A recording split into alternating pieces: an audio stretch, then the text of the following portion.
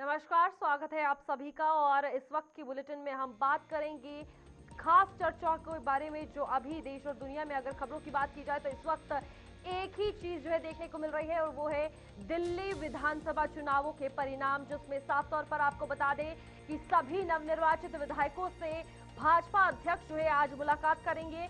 48 विधायकों से मिलेंगे दिल्ली भाजपा अध्यक्ष वीरेंद्र सचदेवा। सभी 48 विधायकों से मुलाकात करेंगे। मुलाकात के साथ ही विधायक दल का नेता चुने जाने की प्रक्रिया में तेजी आएगी।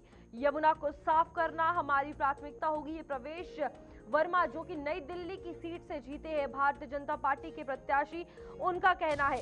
भाजपा सांसद की तरफ से ये कहा गया कि कांग्रेस अपना अस्तित्व जो है वो खो चुकी है, और इसी में दिल्ली की सियासत को लेकर अगर बात की जाए तो ये 27 साल के बाद का कमबैक करना भारतीय जनता पार्टी के लिए एक बहुत बड़ी बात है। और इसी में आम आदमी पार्टी की अगर बात की जाए तो किस तरीके से सत्ता में भारतीय जनता पार्टी ने उन्हें कांटे की टक्कर देकर हराया है, वो कल के नतीजों में सामने आ गया, जहां पर 48 सीटें जो है भारतीय जनता पार्टी ने बहुमत से अपने खाते में ली, और साथ ही साथ 22 जो है आम आदमी पार्टी के नाम आई। लेकिन कांग्रेस को लेकर अगर बात की जाए, बयान इसीलिए आ रहे हैं क्योंकि कांग्रेस शून्य पर ही रही, और ये दूसरा चुनाव होगा जिसमें कांग्रेस ने अगर वोट शेयरिंग जो है वो बांटी है, वोट शेयरिंग जो है वो हुई है, लेकिन इसमें शून्य जो है वो इस बार भी सीट रही। पिछले चुनावों की अगर बात की जाए तो तब भी कांग्रेस 0 पर थी, और इसी में भारतीय जनता पार्टी को कड़ा मुकाबला जो है वो देखने को मिला। आम आदमी पार्टी जो लगातार सत्ता में बनी हुई थी, और ये कड़ी थी जो भारतीय जनता पार्टी तोड़ नहीं पा रही थी, लेकिन अब सत्ता में आने के बाद भारतीय जनता पार्टी लगातार अपनी पूरी दमखम के साथ उतरी है, और पूरी ताकत जिस तरीके से चुनावी प्रचार में झोंकी अब दिल्ली की सरकार बनाने में और लोगों के बीच विश्वास दिलाने में भारतीय जनता पार्टी करती आएगी। लेकिन इसमें सबसे बड़ी अहम बात है कि आखिरकार सीएम का चेहरा कौन होगा, तो ये बड़ा सवाल है जिसको लेकर मीटिंग जो है वो की गई। और यहाँ पर मीटिंग में आपको बता दें कि अलग अलग नाम सामने आए, लेकिन भारतीय जनता पार्टी का ये हमेशा से रहा है, जिस नाम पर चर्चा हुई वो कभी सामने नहीं आया। और यहाँ पर प्रवेश वर्मा का नाम पहले सामने आ रहा था, और जिस तरीके से दिल्ली विधानसभा चुनावों की अगर बात की जाए, रुझान सामने आए, सुबह सवेरे से ही भारतीय जनता पार्टी जो है वो बढ़त में थी, और यही देखने को मिला कि जो एग्जिट पोल था वो एग्जैक्ट पोल निकला। बिल्कुल आम आदमी पार्टी ने साफ तौर पर यहां पर कहा कि हम एग्जिट पोल पर विश्वास नहीं करते, लेकिन इस बार 48 सीटों के साथ भारतीय जनता पार्टी ने अपनी सत्ता दिल्ली में बना ली है। और दिल्ली जो लंबे समय से भारतीय जनता पार्टी से दूर थी, केंद्र में उनकी सरकार है, लेकिन विधानसभा की बात की जाए तो यहां पर भारतीय जनता पार्टी काफी पीछे थी, और 27 साल इस सत्ता से दूर रहना ये भी एक बहुत बड़ी बात है। लेकिन अब कुर्सी जो है वो भारतीय जनता पार्टी के हाथ में है।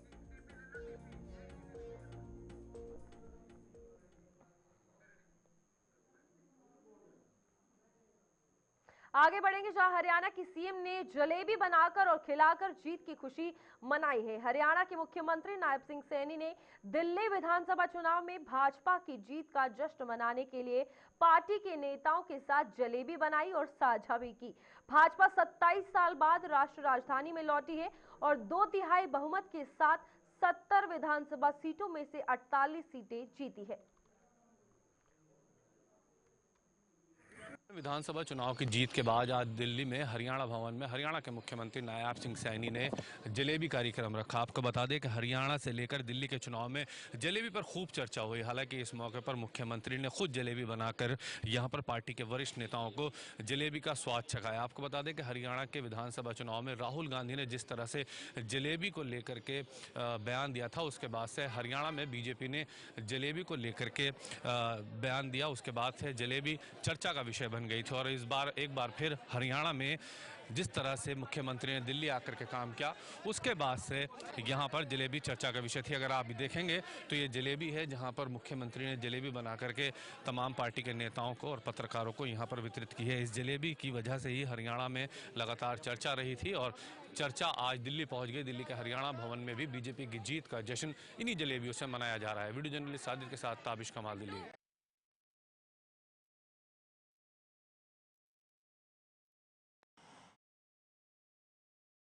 प्रदेश महामंत्री विष्णु मित्तल ने कहा कि जल्द दिल्ली वालों को उनका सीएम मिलेगा। आम आदमी पार्टी और कांग्रेस के भ्रष्टाचार से दिल्ली परेशान हो चुकी थी और मोदी की गारंटी पर दिल्ली की जनता ने विश्वास किया, इसीलिए हम उनका धन्यवाद करते हैं। आपको बता दें कि ये साफ तौर पर विष्णु मित्तल, जो कि प्रदेश महामंत्री है भाजपा के, उनके द्वारा कहा गया। दिल्ली विधानसभा चुनाव में बीजेपी की बम्पर जीत हुई है। पार्टी के नेता गदगद है और इसका श्रेय दिल्ली वासियों को दे रहे हैं। बीजेपी प्रदेश महामंत्री विष्णु मित्तल जी हमारे साथ हैं। विष्णु भाई, कल तो आप प्रधानमंत्री का स्वागत करते हुए मंच पे नजर आ रहे थे और खुश बहुत थे आप लोग। सबसे पहला सवाल तो ये कि इस जीत का श्रेय आप किसको दे रहे हैं? जिस तरह से आप झुग्गी झोपड़ियों में पहुंचे, आपके पूरे ऊपर जिम्मेदारी थी झुग्गी झोपड़ियों को लेकर के, क्या लगता है वो जो जिम्मेदारी पार्टी की तरफ से आपको दी गई थी झुग्गी झोपड़ी से वोट निकालने की, उसमें आप लोग सफल हुए और इसका श्रेय आप किसे दे रहे हैं? मैं हमारी जीत का श्रेय पूरी तरीके से प्रधानमंत्री आदरणीय श्री नरेंद्र मोदी जी को दे रहा हूं। और मोदी जी के ऊपर लोगों ने भरोसा किया, दिल्ली के झुग्गी के लोगों ने भी मोदी जी पे ही भरोसा किया। मोदी जी ने कहा कि मैं किसी की झुग्गी नहीं टूटने दूंगा। मोदी जी ने जो कालका जी और वजीरपुर में जो झुग्गी के लोगों को फ्लैट दिए, मोदी जी ने उनके ऊपर भरोसा किया। हमारे मैनिफेस्टो भी बहुत शानदार रहा, जिसमें हमने कहा कि हर झुग्गी में अटल कैंटीन खोलेंगे। और शीर्ष नेतृत्व ने जो हमें मार्गदर्शन दिया, हमारे सारे नेताओं ने उसको इम्प्लीमेंट किया। सब लोग झुग्गी में गए, रात्रि प्रवास के लिए भी गए। तो सब लोगों के सामूहिक प्रयासों की मैं इस जीत मानता हूँ। आज दिल्ली के मुख्यमंत्री आतिशी सिंह और उनकी कैबिनेट ने इस्तीफा दे दिया है। अब इस्तीफा तो देना ही पड़ेगा और क्या हाल हुआ है उनके नेताओं का आपने कल देखा ही। अब जब तक भारतीय जनता पार्टी का कोई कार्यकर्ता सीएम ना बने तब तक इस्तीफा तो देना ही था। लेकिन मुझे बड़ा सरप्राइज हो रहा था जब आतिशी जी कल जीती कालका जी में, जिस तरीके से उन्होंने रोड शो निकाला, वो मेरे लिए बड़ा सरप्राइज था कि पार्टी की इतनी बुरी हार होने के बाद भी आतिशी जी इस तरीके का रोड शो निकाल रही हैं। उनकी पार्टी में ऐसा ही होता है। अच्छा, आपने सीएम चेहरे की बात की है। जब तक हमारा सीएम नहीं आ जाता, कौन है, किसको बनाने जा रही है party CM? Bharatiya Janata party में कोई भी कार्यकर्ता ही सीएम बनता है, जो हमारा शीर्ष नेतृत्व डिसाइड करता है। हमारे पास बहुत शानदार नेता हैं भारतीय जनता पार्टी के पास, कोई भी उनमें से एक सीएम बने। कई नाम लगातार चल रहे हैं।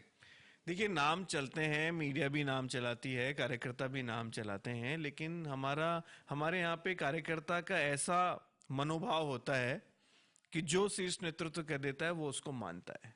तो जो भी हमारे आदरणीय प्रधानमंत्री जी, गृह मंत्री जी, राष्ट्रीय अध्यक्ष जी, हमारा शीर्ष नेतृत्व, पार्लियामेंट के बोर्ड के मेंबर जिसको भी कहेंगे वो सीएम बनेगा और वो कार्यकर्ता काम करेगा। कांग्रेस और आम आदमी पार्टी ने तो अपनी हार की नैतिक जिम्मेदारी अपने आप ले ली है और कांग्रेस तो कह रही है कोई बात नहीं, मनोबल तोड़ने की जरूरत नहीं है, फिर खड़े होंगे, फिर लड़ेंगे। अब देखिए, दिल्ली की जनता ने जो आम आदमी पार्टी ने जो भ्रष्टाचार किया उसके खिलाफ वोट किया। बार बार ये झूठ पे झूठ बोलते रहे, बार बार दिल्ली की जनता को गुमराह करते रहे। दिल्ली की जनता ने 15 साल कांग्रेस को भी दिए थे और 11 साल आम आदमी पार्टी को दिए। इन 26 सालों में दिल्ली की इतनी खराब स्थिति हो गई, वो दिल्ली के लोग खुद भी जानते हैं, आप सब लोग भी जानते हैं। तो मोदी जी पे भरोसा किया है और प्रधानमंत्री जी ने कल भी कहा, पहले भी कहा कि अब वो डेवलपमेंट के दिल्ली के लिए खुद भी समय लगाएंगे। यमुना जी की जो हालत आप सब देख ही रहे हैं, प्रधानमंत्री जी के उद्बोधन में भी आपको सुनने को मिला कि यमुना जी को हम ऐसा बनाएंगे कि वो एक आस्था का केंद्र बने। तो बहुत ही खुशी का माहौल है और कार्यकर्ताओं का मनोबल बहुत हाई है और अब हमें और ज्यादा काम करना है। अब हमारी रेस्पॉन्सिबिलिटी और बढ़ गई है, क्योंकि जब दिल्ली की जनता ने हमें इतना बड़ा मैंडेट दिया है तो हम चाहते हैं कि जो जनता की अपेक्षाएं उन पे हम खरा उतरें। एक बहुत अहम सवाल, आखिरी सवाल आपसे लूंगा। 2025 के इसी अंत और 2026 की शुरुआत में कई राज्यों के अंदर विधानसभा चुनाव है। इन दिल्ली के चुनावी नतीजों का असर उन राज्यों पर कितना आप मान करके चल रहे हैं? देखिए, दिल्ली देश की राजधानी है और दिल्ली का मैसेज ना केवल देश में बल्कि पूरे वर्ल्ड में जाता है। और आप देख रहे हैं, लोकसभा चुनाव के बाद हम हरियाणा में भी जीते, महाराष्ट्र में भी जीते, अब दिल्ली में भी जीते हैं, अब बारी बिहार की। तो लगातार देश की जनता का मोदी जी के प्रति भरोसा और विश्वास बढ़ रहा है। ये मोदी जी की जीत है पूरी तरीके से। बहुत शुक्रिया बातचीत करने के लिए। वीडियो जर्नलिस्ट साजिद के साथ ताबिश कमाल, दिल्ली। तो चलिए, आपने सुना किस तरीके से यहाँ पर अगर भारतीय जनता पार्टी के प्रदेश महामंत्री की बात की जाए तो भारतीय जनता पार्टी की जीत के बाद क्या कुछ प्रतिक्रियाएं थी वो सुनी। हमारे साथ राजनीतिक विश्लेषक राहुल तलान जुड़ चुके हैं।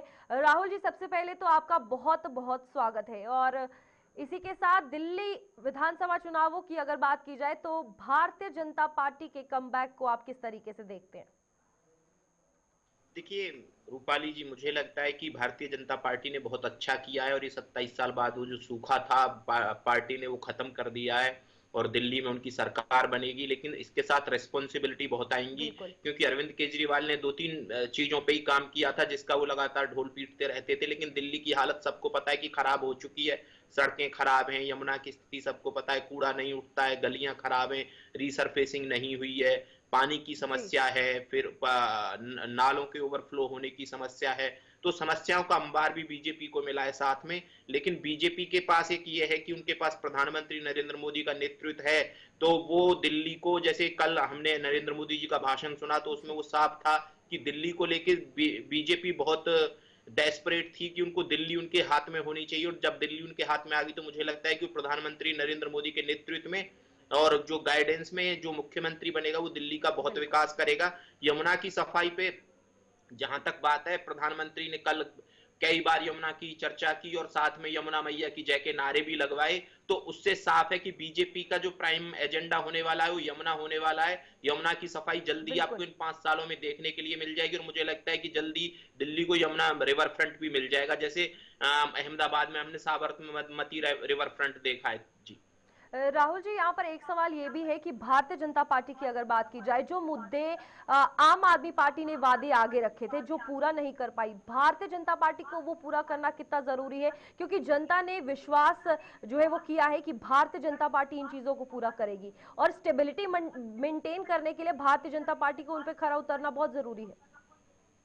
बिल्कुल, देखिए इस दिल्ली में वो मुद्दे बहुत इंपॉर्टेंट हैं। जो पहली योजनाएं चल रही थी, प्रधानमंत्री ने बोला था कि उनको चलने देंगे, तो मुझे लगता है दिल्ली की जनता ने उन पे इसीलिए भरोसा किया कि उन योजनाओं से छेड़छाड़ नहीं होगी और साथ में और कुछ भी देंगे। तो जैसे महिला सम्मान योजना की बात जो अरविंद केजरीवाल ने की थी, तो यहाँ भी महिला सम्मान मिलेगा, उनके अकाउंट में डायरेक्ट ट्रांसफर होगा महिलाओं के में, और जैसे बाकी और योजनाएं भी वो 500 रुपए का सिलेंडर देंगे। लेकिन मुझे ऐसा लगता है कि दिल्ली में तो दे देंगे, बीजेपी की 21 राज्यों में सरकार हो जाएगी, बीजेपी या एनडीए की मान लीजिए 21 राज्यों में सरकार हो जाएगी। बाकी जनता के साथ क्या होगा?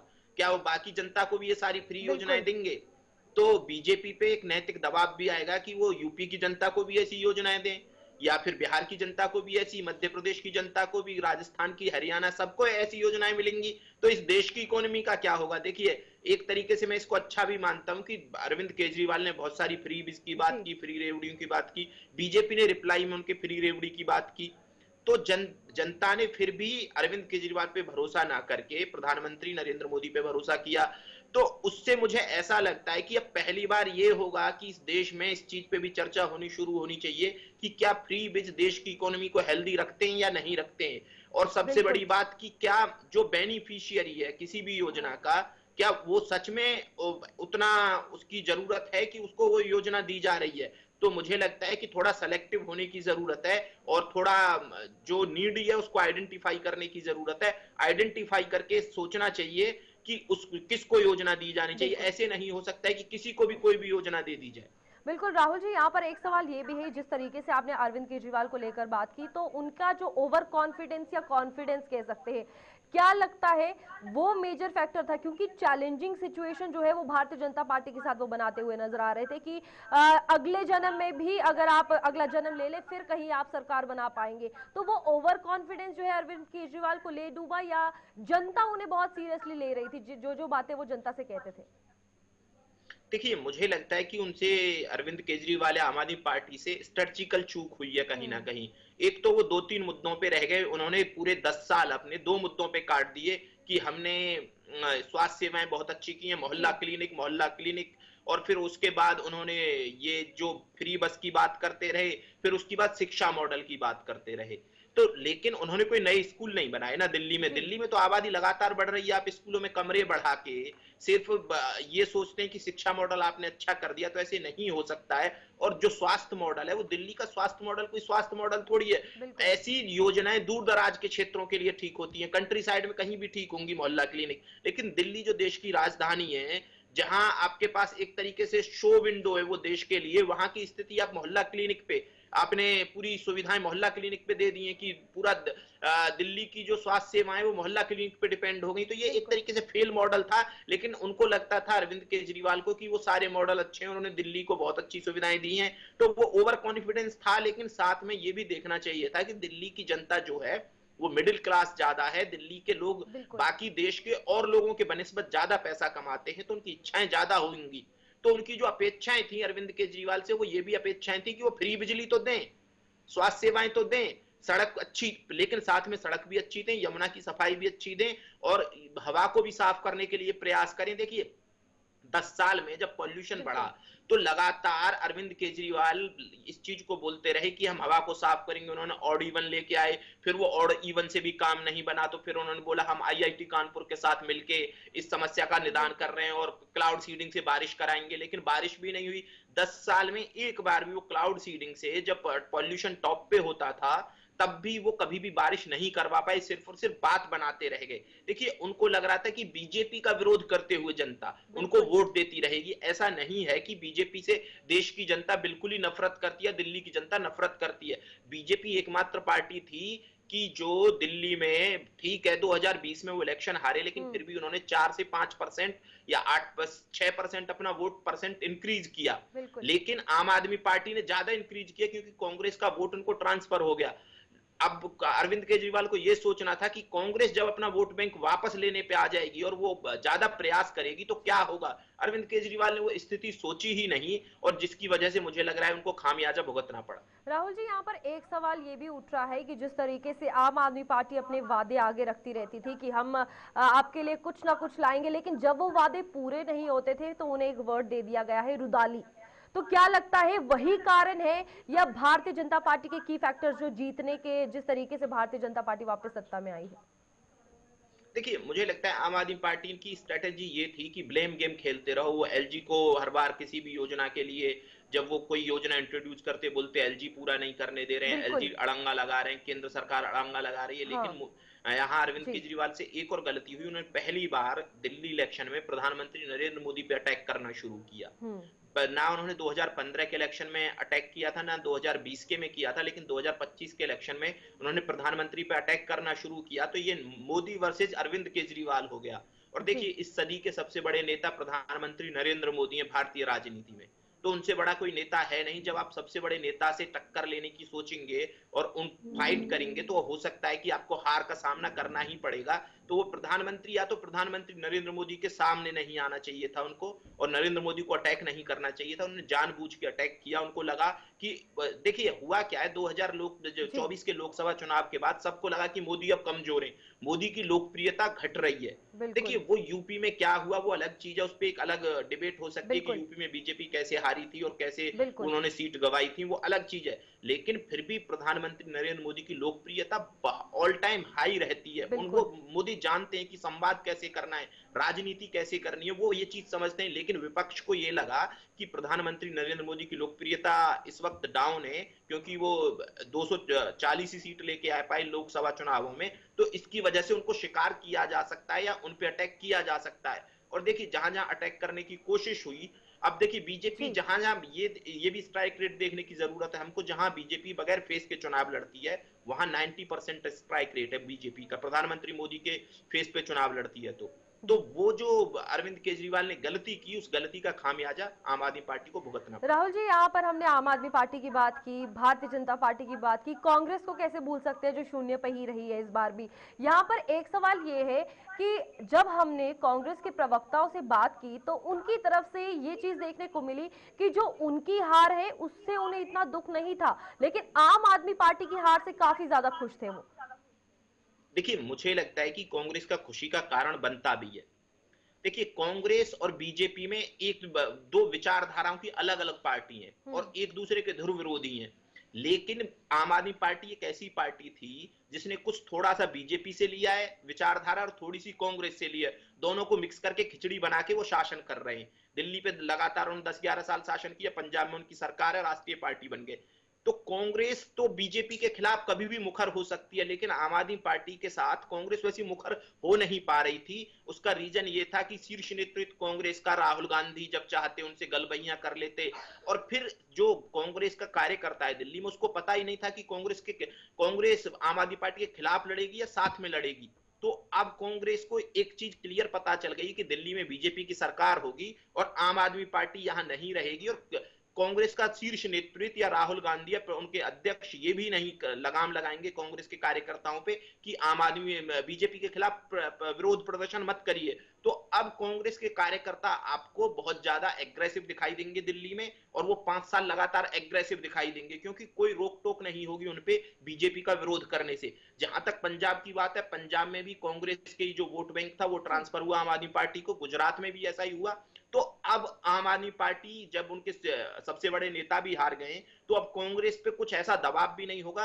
आम आदमी पार्टी के खिलाफ कांग्रेस पंजाब में एग्रेसिव हो जाएगी, गुजरात में भी एग्रेसिव हो जाएगी। तो इंडिया गठबंधन में अगर कांग्रेस स्टेक बहुत बड़ा चाहती है, तो अब आम आदमी पार्टी कोई वैसा बैरियर नहीं लगा पाएगी, जैसे कि अरविंद केजरीवाल चुनाव से पहले बोलने लगे कि कांग्रेस को थोड़ा चुनाव कम लड़ना चाहिए, दिखाई नहीं देना चाहिए। और बहुत सारे जो इंडिया गठबंधन के नेता थे, शरद पवार से लेके ममता बनर्जी, सबने कांग्रेस पे दबाव बनाने की कोशिश की कि चुनाव बहुत स्ट्रांग तरीके से नहीं लड़ा जाना चाहिए। राहुल गांधी बीच में हिचके भी थोड़े, लेकिन वो बाद में आए चुनाव में, उन्होंने रैलियां भी की 1-2, तो जिससे साफ हो गया कि अब कांग्रेस और आम आदमी पार्टी में जो गलबैयां थी अब वो एकदम अब नहीं रहेंगी। वो मोहब्बत का दौर कांग्रेस और आम आदमी पार्टी का खत्म हो गया है। अब कांग्रेस आम आदमी पार्टी के खिलाफ भी एग्रेसिव होगी और बीजेपी मिला जब नतीजे सामने आ रहे थे, तो कांग्रेस जिस तरीके से आम आदमी पार्टी पर आरोप लगा रही थी, और आपसी आम आदमी पार्टी और कांग्रेस की लड़ाई कहीं ना कहीं लग रहा है भारतीय जनता पार्टी के जीत का एक कारण है। यहाँ पर यह सवाल भी है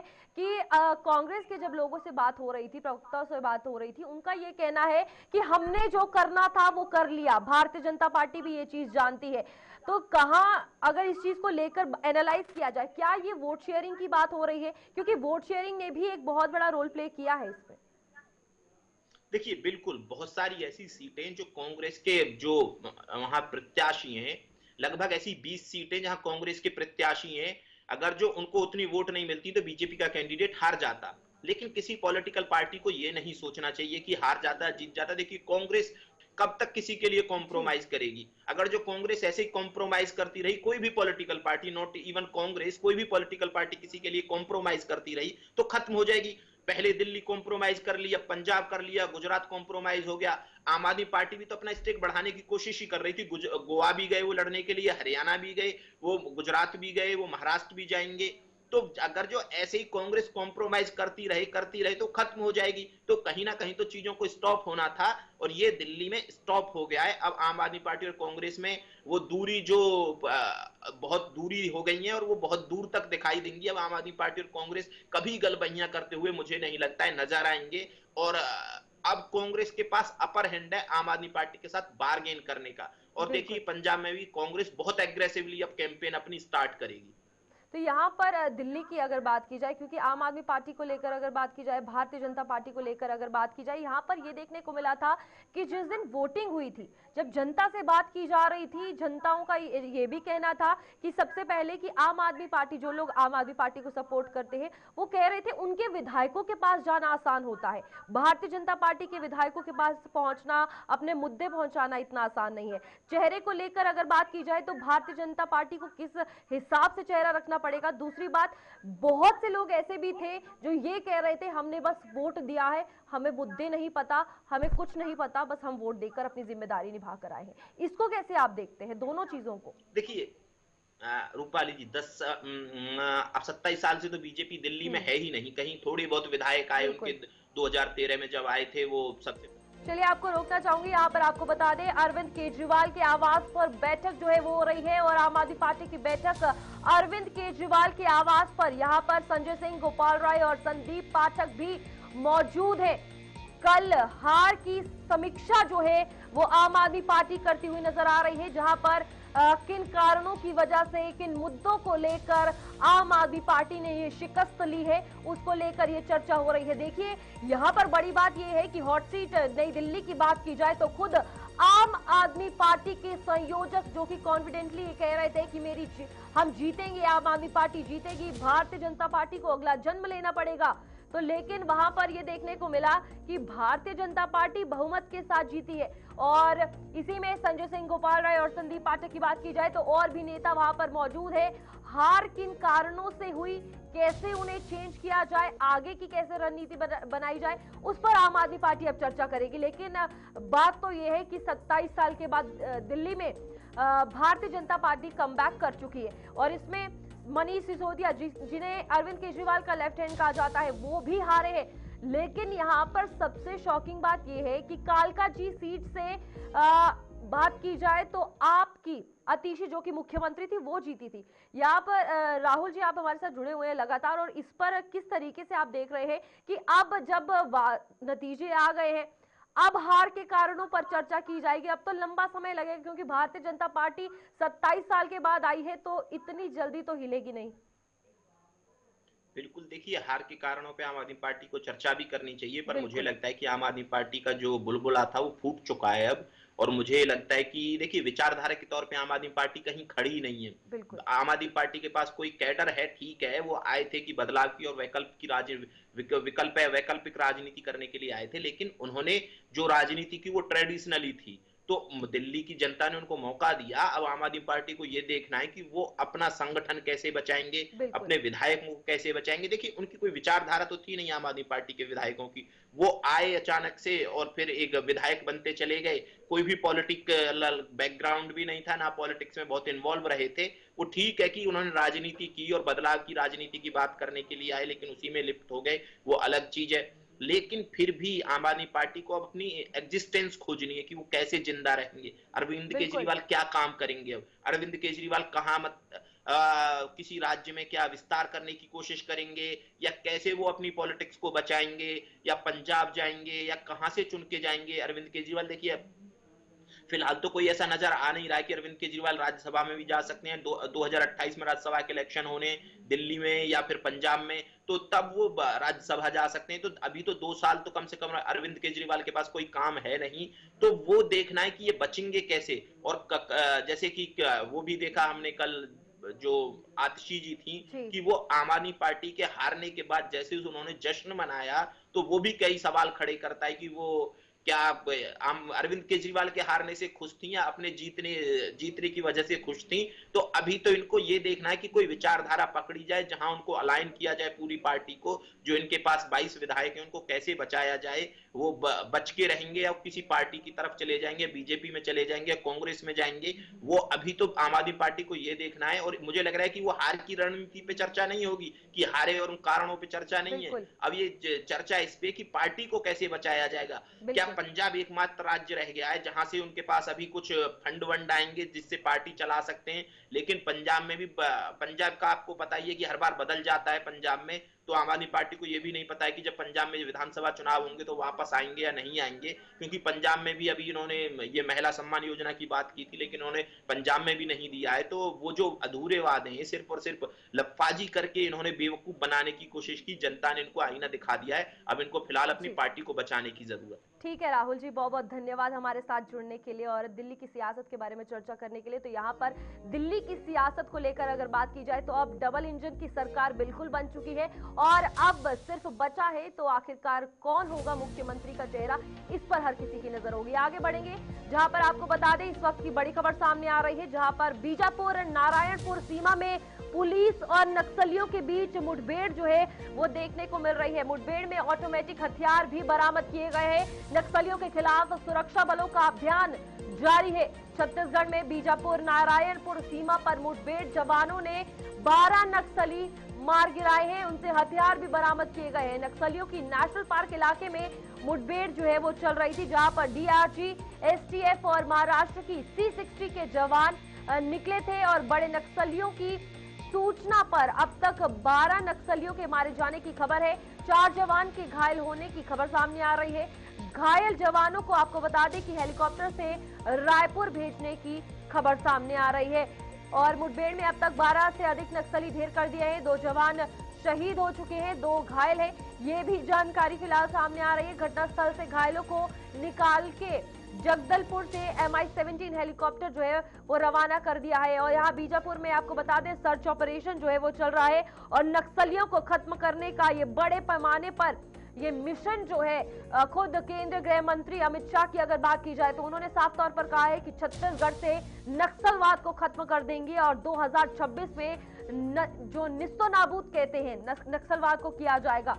आतंकवाद हो, नक्सलवाद हो, इनके लिए जीरो टॉलरेंस पॉलिसी जो है सरकार भी अपनाती हुई नजर आ रही है। जहां पर कुछ समय पहले खुद केंद्रीय गृह मंत्री अमित शाह की अगर बात की जाए छत्तीसगढ़ में रहने गए थे और नक्सल प्रभावित एरिया में वो रहे थे। उसके बाद समीक्षा करने के बाद साफ तौर पर उन्होंने कहा कि 2026 का मिशन हमारा नक्सलवाद को पूरे तरीके से खत्म करना है। लेकिन इसी में नारायणपुर की अगर बात की जाए, बीजापुर की अगर बात की जाए तो वहां बड़े पैमाने पर मुठभेड़ जो है वो देखने को मिली जिसमें 12 नक्सलियों को मार गिराया है। तो फिलहाल छत्तीसगढ़ में बीजापुर नारायणपुर सीमा पर मुठभेड़ चल रही है और 4 जवान घायल हैं, जिसमें से अभी फिलहाल ये जानकारी सामने आ रही है कि 2 जवान शहीद हो गए हैं, 2 घायल हैं। तो यहाँ पर मुठभेड़ में 2 जवान शहीद हो चुके हैं, 4 घायल हैं। अभी की जानकारी, बड़ी अपडेट, जहां पर बीजापुर नक्सलियों के हमले को लेकर, मुठभेड़ को लेकर अगर बात की जाए, दोनों तरफा फायरिंग जो है वो देखने को मिली। नक्सलियों के खिलाफ सुरक्षा बलों का अभियान जो है वो जारी है। और ये नक्सलवाद को लेकर अगर बात की जाए तो यहाँ पर फिलहाल कुछ दिन पहले भी इस तरह की जो एक्टिविटी है वो देखने को मिली, जहां पर महिलाएं नक्सल भी इसमें शामिल थी, उन्हें भी मार गिराया गया। छत्तीसगढ़ में बीजापुर नारायणपुर में ये मुठभेड़ फिलहाल चल रही है। सुबह सवेरे से ही लगातार अपडेट आपसे साझा कर रहे हैं, जहां पर जवानों ने 12 नक्सली मार गिराए हैं। और ये एक बड़ी बात है, इनमें इनामी नक्सली भी, आपको बता दें पिछली मुठभेड़ जब हुई थी उनमें कई ऐसे इनामी नक्सली थे जिन्हें मार गिराया गया था। घायलों को आपको बता दें कि जो घायल जवान हैं उन्हें रायपुर भेजा गया है हेलीकॉप्टर के जरिए और इलाज वहां पर उनका चल रहा है। लेकिन दुख की बात भी है कि 2 जवान जो है इस मुठभेड़ में शहीद हो गए हैं, जबकि 4 जो है वो घायल हो गए हैं। तो यहाँ बीजापुर में नक्सल हमला जो है वो देखने को मिला है और ये बड़ी खबर, जहां पर इस वक्त 12 नक्सली मार गिराए हैं। दंतेश्वर कुमार बीजापुर से हमारे संवाददाता हमारे साथ जुड़ चुके हैं। दंतेश्वर, बताइएगा इस वक्त क्या जानकारी सामने आ रही है, क्योंकि सुबह सवेरे 4 जवान घायल होने की खबर आई थी, अभी क्या कुछ अपडेट है? जी बिल्कुल, आपको बता दूं आज सुबह से इंद्रावती नेशनल पार्क इलाके में जो है सुरक्षा बल के जवानों के साथ मुठभेड़ चल रही है। इसमें पूरे मुठभेड़ में जो है STF, DRG और जो है बस्तर फाइटर्स के जो जवान है इंक्लूडिंग वो जॉइंट ऑपरेशन पे निकले हुए थे। इस इलाके में एक बड़ा ऑपरेशन चलाया जा रहा है, जिस ऑपरेशन में लगभग जो है सुबह से ही अलग अलग इलाके में जो है मुठभेड़ चल रही है। इस मुठभेड़ में दोपहर तक जो है लगभग करीब 11:30-12 बजे के आसपास तक जो है लगभग 12 नक्सलियों के शव बरामद करने की खबर निकल रही थी। लेकिन अब इस संख्या में कहीं ना कहीं इजाफा होता नजर आ रहा है, क्योंकि 17 के आसपास के जो नक्सली है वो इस पे कहीं ना कहीं ढेर किए गए, जिसमें 2 DRG के दो जवान है वो घायल है और एक STF और एक DRG के जवान शहीद बताया जा रहा है। हालांकि जो घायल जवान है उनको बैकअप टीम के जरिए उन्हें जो है प्राइमरी ट्रीटमेंट के बाद उन्हें जिला मुख्यालय लाकर उन्हें रायपुर हायर ट्रीटमेंट के लिए भेजने की तैयारी की जा रही है। जी, यहाँ पर कितना ज्यादा जरूरी है अब नक्सलवाद के खिलाफ जो कदम उठाए जा रहे हैं उसे कंटिन्यूटी में रखा जाए, ताकि जो 2026 में नक्सलवाद खत्म करने का मिशन गृह मंत्री ने रखा है वो पूरा किया जा सके? जी बिल्कुल, बता दूं क्योंकि 2026 का एक सेंट्रल टास्क है जिसको नक्सलियों के खिलाफ एक बड़ा ऑपरेशन माना जा रहा है, जिसके चलते बस्तर के अलग अलग इलाके में लगातार सुरक्षा बल के जवान जो है वो एंटी नक्सल ऑपरेशन चलाए जा रहे हैं। जिसके बाद आज फिर एक बार जो है उसी इलाके में जहाँ पे 6 जनवरी को नक्सलियों ने सुरक्षा बल के जवानों को निशाना बनाया था, उसी इलाके में एक बड़ा ऑपरेशन चलाया गया है। उससे कुछ ही दूरी पर जो है एक कोकामिटा वाले इलाका यहाँ पे बताया जा रहा है, अरनपुर और ये अन्नापुर का इलाका ये बताया जा रहा है, जहाँ घोर जंगल ये इलाका है, जहाँ पे टॉप कैडर के जो मॉइस्ट होने की सूचना के आधार पर एक इनपुट चलाया गया था, जिसमें बड़ा ऑपरेशन है, जिसमें देर सुबह से जो है इनकी मुठभेड़ चल रही है। हालांकि अब तक जो है 17 से करीब जो नक्सलियों के मारे जाने की खबर निकल कर बाहर आ रही है। जी, अभी वहां पर सर्च ऑपरेशन चल रहा है, क्या कुछ स्थिति है? जी, लगातार सर्चिंग चलाए जा रहे हैं, लेकिन सर्चिंग के दौरान जो है अभी भी बैकअप टीम वहां पे मौजूद है और उसके जरिए जो है जितने जो नक्सलियों की जो टुकड़ी इस इलाके में मौजूद है उन्हें घेर रखा है। लगातार सुबह से ही जो है इस इलाके में मुठभेड़ चल रही है। जी, तो बिल्कुल यहाँ पर दंतेश्वर अगर बात की जाए तो पिछले नक्सलवादी हमले में कई ऐसी महिलाएं नक्सल भी शामिल थी और छत्तीसगढ़ की अगर बात की जाए तो ओवरऑल इसे खत्म करना, जीरो टॉलरेंस नीति अपनाना कितना जरूरी हो गया है, क्योंकि कई इनामी नक्सलवाद जो थे वो भी मारे गए हैं। जी, कहीं न कहीं ये देखिए बड़ा ऑपरेशन है, क्योंकि इससे पहले भी इस इलाके में कई मुठभेड़ चल चुकी है, जिसमें दर्जन से ज्यादा जो है इस इलाके में महिला माओवादी समेत जो है पुरुष माओवादी, इसमें इनामी जो माओवादी होते हैं उन्हें ढेर करने में सुरक्षा बल के जवानों को कामयाबी मिली है। तो कहीं न कहीं लगातार इस इलाके में एंटी नक्सल ऑपरेशन चलाए जा रहे हैं। काफी लंबे समय के बाद जो है इस इलाके में सुरक्षा बल के जवान कई दस्तक इस इलाके में दस्तक दिए, लगातार सर्च ऑपरेशन जवानों का जारी है। फिलहाल अब जो है, क्योंकि सेंट्रल मार्च 2026 तक जिस तरीके से जो नक्सल नीति के तहत में जो पॉलिसी रखी गई है कि नक्सलवाद को खत्म करने के लिए जो रणनीति अपनाई जा रही है, उसके तहत एक बड़ा ऑपरेशन चलाया जा रहा है। जी, हमारे साथ जुड़ने के लिए। तो यहाँ पर नक्सलियों के खिलाफ सुरक्षा बलों का बड़ा अभियान जो है वो चल रहा है, जहाँ पर छत्तीसगढ़ में बीजापुर नारायणपुर सीमा की अगर बात की जाए तो फिलहाल आप देख सकते हैं कि किस तरीके से ये ऑपरेशन चलाया जा रहा है, और जानकारी जो है हमें दंतेश्वर दे रहे थे। फिलहाल छत्तीसगढ़ में ये बड़ा नक्सलवाद को लेकर मिशन है जो चलाया जा रहा है। आगे बढ़ेंगे, जहां पर महाकुंभ में श्रद्धालुओं के पहुंचने का सिलसिला जारी है। भारी संख्या में श्रद्धालु पहुंच रहे हैं। महाकुंभ में अब तक आपको बता दें कि 42 करोड़ लोगों ने डुबकी लगाई है और कड़ी सुरक्षा व्यवस्था के बीच स्नान जारी है। हरदोई में प्रयागराज जा रही ट्रेन में तोड़फोड़ जो है वो भी देखने को मिली है, और काशी में इंजन में महिलाएं घुसी हुई नजर आ रही है। तो आप देखिए कि महाकुंभ की अगर बात की जाए तो यहाँ पर किस तरीके की तस्वीरें सामने आ रही है। लेकिन महाकुंभ में सबसे बड़ी बात कि एक के बाद एक श्रद्धालुओं के आने का सिलसिला जो है वो शुरू हो गया है। फिलहाल यहाँ पर इस वक्त आपको बता दें कि एक और खबर जो है सामने आ रही है, जहाँ पर सेक्टर 19 में एक कल्पवासी के तंबू में आग लगी है। तो फिलहाल आप देखिए कि यहाँ पर एलपीजी सिलेंडर से गैस रिसाव की वजह से यह हादसा हुआ है। महाकुंभ में कड़ी सुरक्षा व्यवस्था है, इसी बीच स्नान जो है वो जारी है, और तमाम सुरक्षा व्यवस्था के हवाले से अगर बात की जाए तो एक एक करके अभी भी श्रद्धालु वहां पर आ रहे हैं, क्योंकि अभी भी स्नान बाकी है, अमृत स्नान बाकी है। अखाड़े जो है एक एक करके जा रहे हैं। लेकिन यहाँ पर आपको बता दें कि फिलहाल लोग कल एकादशी के दिन भी पहुंचे। दया एकादशी के दिन 1 करोड़ से ज्यादा लोगों ने स्नान किया। तो महाकुंभ का साक्षी बनने अब यहाँ पर आज कर्नाटका के उप मुख्यमंत्री भी पहुंचे, और साथ ही साथ आपको बता दें कि कुछ ही दिन में राष्ट्रपति द्रौपदी मुर्मू भी पहुंचेगी, और एकाएक चाहे वो अभिनेता हो चाहे वो नेता हो, सभी यहाँ पर पहुंच रहे हैं। फॉरेन डेलीगेशन यहाँ पर पहुंच रही है, और माघ महीने के स्नान को कोई नहीं छोड़ना चाहता, जिसमें भारी संख्या में श्रद्धालु महाकुंभ में पहुंच रहे हैं। लंबी लंबी कतारें हैं, लेकिन आस्था किसी की खत्म नहीं हो रही। जहां पर इस वक्त फिलहाल आपको बता दें कि बड़ी खबर सामने आ रही है, और सेक्टर 19 में एक कल्पवासी के तंबू में आग लगी है। भारी संख्या में श्रद्धालु पहुंच रहे हैं। महाकुंभ को लेकर अगर बात की जाए तो महाकुंभ में 42 करोड़ श्रद्धालुओं ने डुबकी लगाई है, और एक एक करके लोगों का आना शुरू है। और जिस तरीके से आंकड़ा 45 करोड़ का कहा जा रहा था पार करेगा, और जरूरी अब प्रशासन भी कह रहा है कि 50 करोड़ ये आंकड़ा पार होता हुआ नजर आ सकता है। लेकिन फिलहाल यहाँ पर तमाम व्यवस्थाएं, नो व्हीकल जोन करना और सुरक्षा के पहलू से अगर बात की जाए तो प्रशासन पूरे तरीके से काम करता हुआ नजर आ रहा है। प्रयागराज की अगर बात की जाए तो ये पावन धरती इस वक्त भक्तिमय और भव्य और दिव्य माहौल में रंगी हुई है, जहां पर संत, महामंडलेश्वर, नागा साधु, किन्नर अखाड़ा हो, जूना अखाड़ा हो, सभी यहाँ पर पहुंचे। तो सोचिए कि वहां की हवाएं खुद में कितनी अलग होंगी, उनका एहसास कितना अलग होगा, और उसमें भक्ति के रंग किस तरीके से रंगे होंगे। तो यहाँ पर श्रद्धालु आप देखिए कितनी भारी भीड़ भी है, लेकिन फिलहाल व्यवस्था के चलते किसी को कोई दिक्कत परेशानी नहीं हो रही है। और यहाँ पर महाकुंभ की अगर बात की जाए तो 42 करोड़ लोगों ने जो है वो संगम में डुबकी लगा लिया है। महाकुंभ में श्रद्धालुओं के पहुंचने का सिलसिला जो है वो जारी है।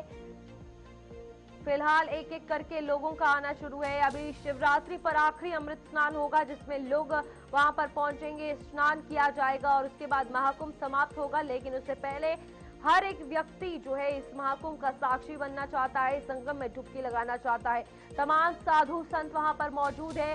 कई आगे काशी या हरिद्वार के लिए निकल गए हैं, लेकिन महाकुंभ में अभी भी बहुत से महामंडलेश्वर मौजूद है। वहां पर लोग जो है एक एक करके आ रहे हैं, डुबकी लगा रहे हैं। खूबसूरत नजारे, जो भक्तिमय नजारा है, उसके आनंद लेते हुए नजर आ रहे हैं।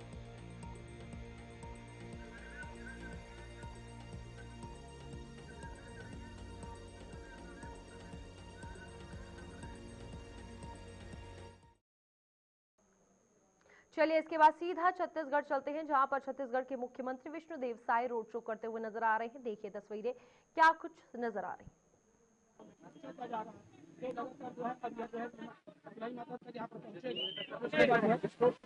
समापन होगा, उसके बाद जो है आज मुख्यमंत्री जो विष्णुदेव साय वो अपने अगले पड़ाव को अग्रसर हमारा निर्देश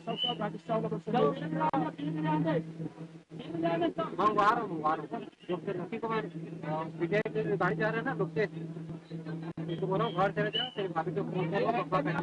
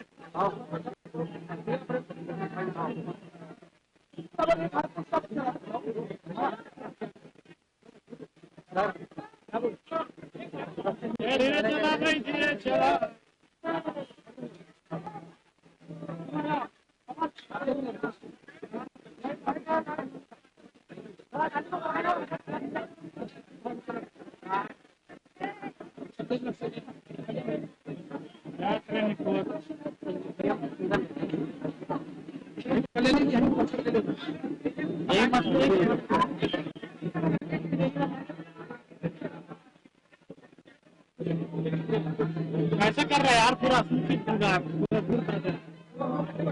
रोक ले भाई।